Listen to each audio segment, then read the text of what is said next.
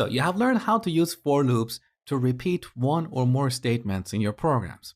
Now let's dive deeper and see what this range function returns. So earlier you learned about the built-in type function. With this function, we can get the type of an object. So if I pass 5 here and run this program, this is what we get. So the type of this number or this object is int or integer. Now let's look at the type of the value that we get from the range function. So as an argument, we pass range of a number. Let's run this program. So this range function returns an object of type range.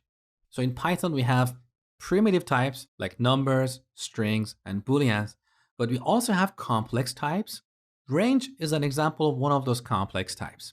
Throughout this course, you're going to learn about a lot of other complex types.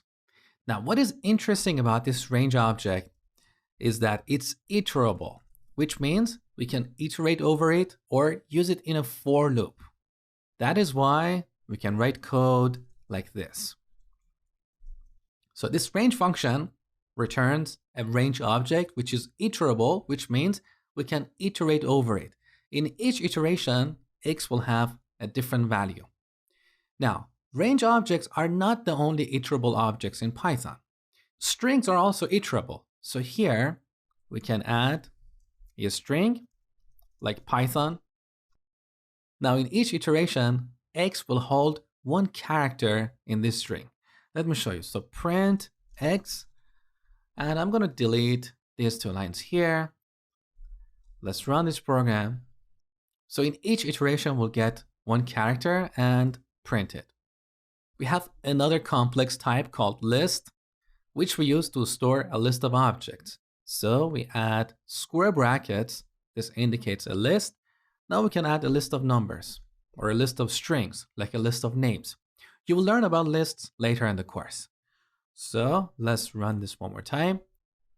As you can see, we can iterate over lists. In each iteration, we'll get one object in this list. Now later in the course, I will show you how to create your own custom objects that are iterable. For example, you will learn how to write code like this. For item in shopping cart, print item.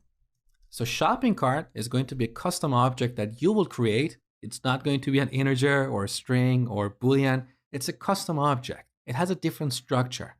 And we'll make it iterable so we can use it in a for loop. And in each iteration, we can get one item in the shopping cart and print it on the terminal.